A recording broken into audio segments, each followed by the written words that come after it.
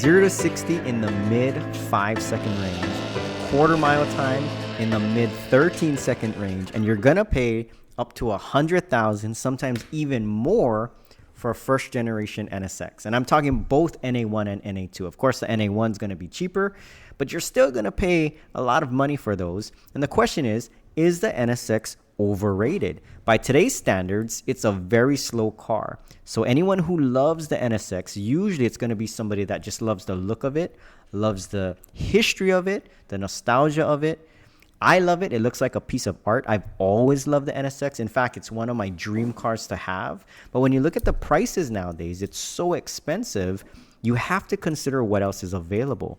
And let's take a look.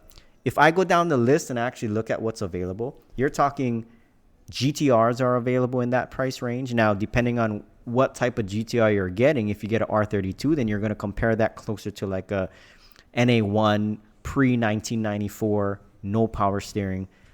R33, it's around the same price as the R32. It's really not everyone's favorite GTR. The R34, which is everyone's favorite GTR, those are going north of 100,000. So you would compare that to like a NA2. I think I'd still take the GTR. And then if you compare it to something like a R8, you'd look at a first generation R8 that has a smaller V8 engine. You try to find a manual one. Those would push you, in the mid 50, 60, 70, sometimes to 100,000 with super low miles. So you'd have to compare that. If you take the iconicness of the R8 as well, because it was in Iron Man, that makes a difference. You take the Supra is available. That's going to be under 100,000. That's near the NSX prices. Which would you rather have? Both are very, very iconic. And then if you want to go exotic, you have to compare it to something like the Lamborghini Gallardo, something like the Ferrari 360. That, yes, it might be a little bit more expensive than your baseline NA1, but when you look at the NA2s again, the NA2s with the T-tops, with the slightly bigger engine, with the 6-speed manual, maybe not slightly bigger engine, sorry. Slightly bigger, more horsepower, slightly more torque, really doesn't make a difference. But when you compare that, I think the key thing to look at is reliability, right? The NSX is a lot more reliable than just about every car I mentioned. I think the only thing is if you look at modern day cars, if you look at an M3, you can get a brand new M3 for the price of a very pristine NSX. What do you take? You can take a LC500, which I know not too many people like the LC500, but naturally aspirated V8. I've never driven one, but every time I see the reviews and I hear the sound of the engine, it makes me wish I could drive one just to feel what it feels like.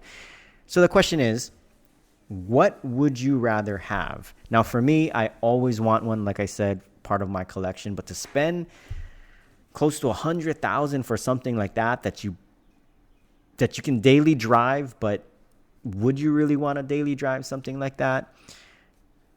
I would say, unbiased opinion, you're going to say, okay, NSX, totally overrated. Now, I'm torn just because for me personally, I love the car. I'd want one again in my collection. So to me, it's not overrated.